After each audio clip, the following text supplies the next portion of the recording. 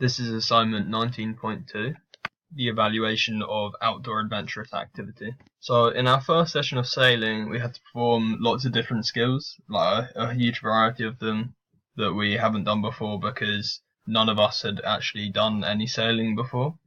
So it basically just meant the first person who got in the boat would control the rope that was connected to the boom. So they would make sure that the sail was either tight, so we would go faster, let loose, so then we would go slower. The next person who is steering would grab the tiller, which is just a metal rod that is connected to the rudder. This can help you steer the boat, so like pushing it away, pulling it towards you will make you go either direction.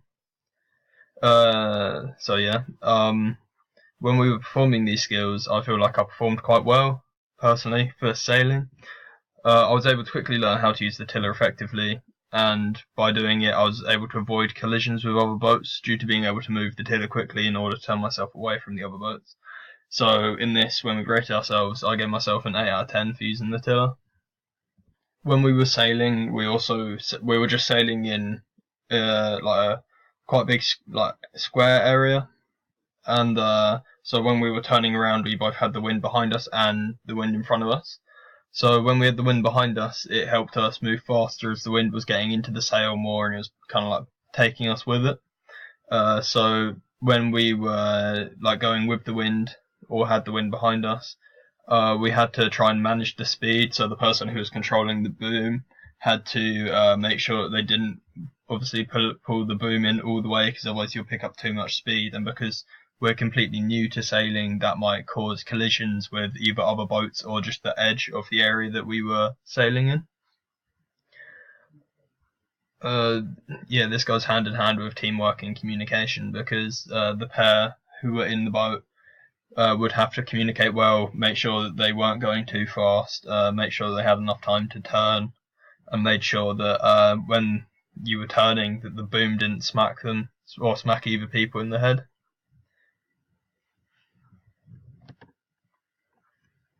So for my bouldering skills, I put down when we went bouldering, we had to show a variety of different skills again, which we wouldn't normally use in day-to-day situations. And again, a very few of us had actually gone bouldering before. Quite a few of us had gone mountain climbing, but obviously that was with harnesses, whereas bouldering is without harnesses. If we found that we need to change our feet over on a certain hold, we might have used smearing, which is a skill that involves moving one foot onto the wall, followed by the next foot, and then you put the second foot, the foot that you actually want, onto the hold. You place that onto the hold, basically. When we were at Boulder Brighton, I didn't really use this skill. I might have done it like once or twice without actually thinking about it, but I like from recollection, I don't really think that I used it very well, if I did use it at all. So this would definitely be an area for me to improve on. However, I would just use a very simple technique of putting both of my feet square or like facing the wall onto the same hold, so there's enough space, and then I'll move my foot away from the hold, so onto another hold afterwards. This would make it so much easier for me to follow the route that I'd chosen.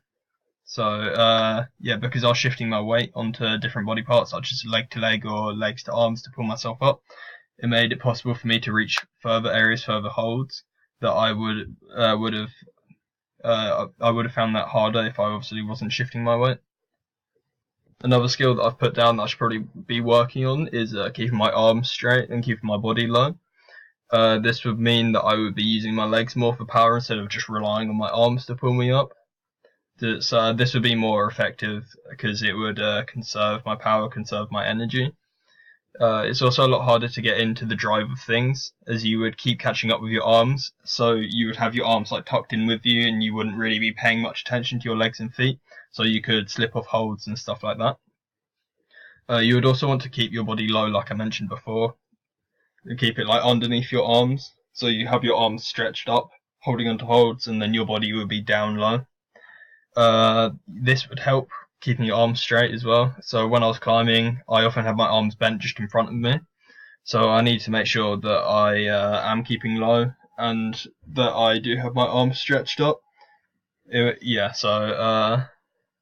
that way I won't be like forced to think just about my arms, because I'll be relying on my legs more. So I want to notice the positioning of my feet and where to move my legs to next, instead of just thinking about my arms.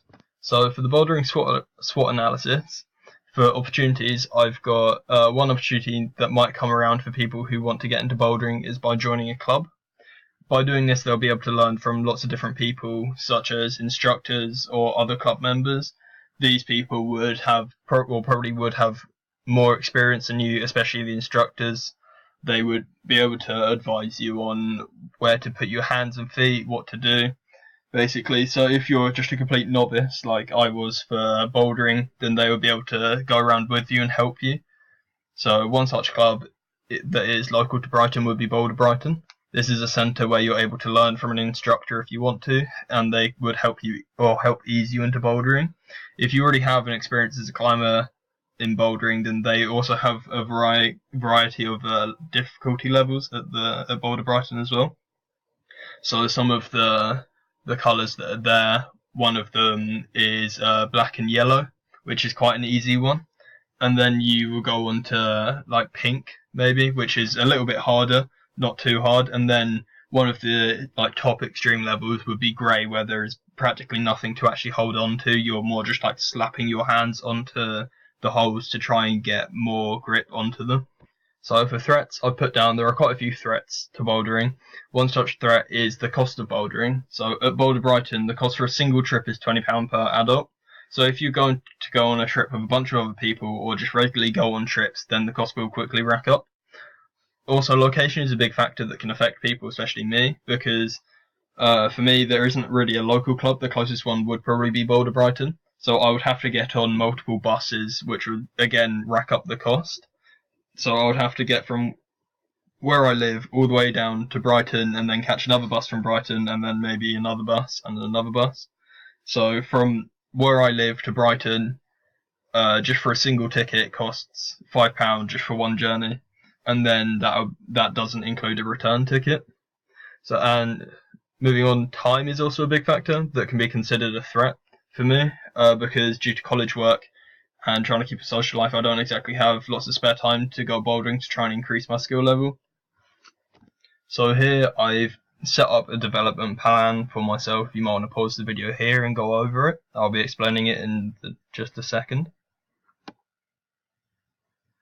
So in my development plan, I have used a variety of sessions, such as open sessions, one-on-one sessions, and skill sessions. So the main reason for me doing this is, for especially the one-on-one and the skill sessions, is if I was having a one-on-one with an instructor, then they would be able to teach me new things, and I would be able to go over them with them, make sure that I've got the basics down for that skill, such as, say, flagging, where you're kind of making yourself into the shape of a flag. I know it sounds quite weird, but so you'll have like a leg out maybe to help balance you, so you don't start swinging and hitting the wall, making it really horrible for you. The skill session, again, that will be there to help me learn the skills, to help me progress the skills. And the open sessions, I will be able to just go to, say, Boulder Brighton, and I'll be able to practice all these skills again, like the skill session, but I will be able to do all of the skills and not just focus on maybe one or two skills like I would in the skill session. So also for my development plan, I've decided to focus on agility, sloping, smearing, and flagging. The reason behind this is I believe that these are the main areas for me to develop. These are my main weaknesses. So in order to improve my agility, I've decided to train my core by doing various exercises. To start with, I'll be doing this at a low intensity, but for a long period of time to try and increase muscular endurance, and then later I will increase the time I spend exercising as well to help increase the intensity. And I'll be doing all this to increase my muscular endurance and, like I said, the intensity of the exercise.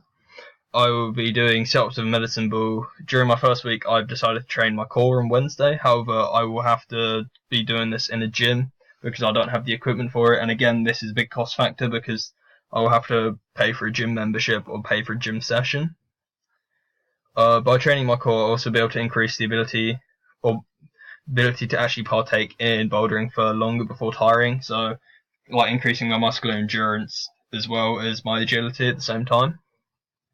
I've also decided to do developmental and PNF stretches as they help with most of these skills that I've picked out, especially agility. If I was able to improve my agility by doing these exercises and stretches, then I'll be able to reach much further and move much faster, and overall improve my bouldering experience, as I've got much higher skill level and much higher ability to actually do all the skills that I need to. Another big skill that I need to work on is sloping and grip strength in general. Whilst bouldering I don't really slope at all. Sorry, I was meant to say slope, I know I put slop, but it's meant to say slope, thus making it harder for me to change my foot stance. So if I was to increase my skill level and train this skill, then I'll be able to climb at a higher level and be able to climb harder walls, such as the grey level. Also, if I was to increase my grip strength, then I'll be able to increase my skill level a lot easier, as by increasing my grip strength, I will be able to learn more from actually going out and bouldering, gain more experience that way. So I'll be able to experience different types of climbing walls, different levels of intensity. The way that I plan on increasing my grip strength would be by buying a grip master and hand exercise. However, doing so along with going to these sessions at a bouldering centre, it will again rack up the cost. So as you can see, this is gradually building up and up over time. So like I mentioned before, flagging is a big skill that I will probably want to learn to do. So if you go out bouldering, then you'll know it's important to keep multiple points of contact so you don't sway and slam into the wall and make it less likely for you to fall off the wall. This is one thing that I do need to work on because, like I mentioned before, I didn't actually perform it because I didn't actually know of the skill itself. I knew that I had to maintain lots of points of contact, but again, I just didn't try it. So, because I didn't use this skill, it did make it harder for me because I was kind of swaying a bit. So flagging would just make climbing easier. I'm moving on to the sailing SWOT analysis. So opportunities. Some people might be able to access a local club or an area that they are able to sail. This helps us if they are a novice to sailing, then they're able to learn from others that are part of the club and the instructors that are there. If you're an experienced sailor, then you can also help out others who are part of the club. You can just go and make sure that you're keeping up with it all, making sure that you maintain your skill level and everything like that. Brighton Sailing Club is one such club that is kind of local to me. It's probably the closest one, which if I wanted to, I could join and then I could go out with them and I could let them kind of teach me and let me enhance my skills that way. So if you're someone that's already experienced in sailing, then you can just go to a sail and enjoy yourself, like I mentioned before. The threats for me would be time, much like bouldering, because I have to do college work and I also want to keep up with family and friends. So then if I was to train sailing, I would also need to try and take time to train for the sailing bit, whilst also keeping up with family, friends and doing college work, which might be quite hard for me to manage. Another threat would be the cost for me, because as I don't have a job, it would be quite hard for me to do a lot of sessions as the cost will slowly rack up. Like I mentioned before in the bouldering section, it cost me £5 to travel to Brighton and then an extra £5 to get back. And then when I'm in Brighton, obviously I'll need to catch another bus down to, say, the marina or something like that, where the club would actually be sailing. Here is my sailing development plan. Like bouldering, you might want to just pause it here for a few seconds and go over it. It's quite repetitive, it's quite a lot of the same thing, but as we go through the weeks then and the days, the intensity will go up because I'll be learning more stuff.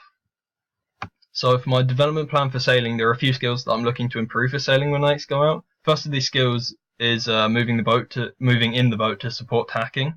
So this is quite a simple skill that I didn't really realise helped as much as it did. You just need to remember to do the skill. So when you're controlling the boom, if you're holding the rope, then you're going to want to turn or lean over to the side where the person who is controlling the tiller is sitting. So if they're sitting on the right side, you lean towards them, you lean onto the same side that they're sitting, not the opposite way, because otherwise the boat might capsize. So I just need to remember to actually do this skill whenever I'm sailing, if I do go sailing again. So for the next skill that I'm trying to improve is tacking into and with the wind. So my first time for sailing boat, I think I did alright when it came to tacking, but there is definitely room for improvement. The reason behind me wanting to do one-on-one sessions, skill sessions and open sessions is that they will help me practice these skills that I want to improve. So from the one-on-one sessions, I'll be able to get advice from an instructor and tell me where I go wrong and what I'm doing well.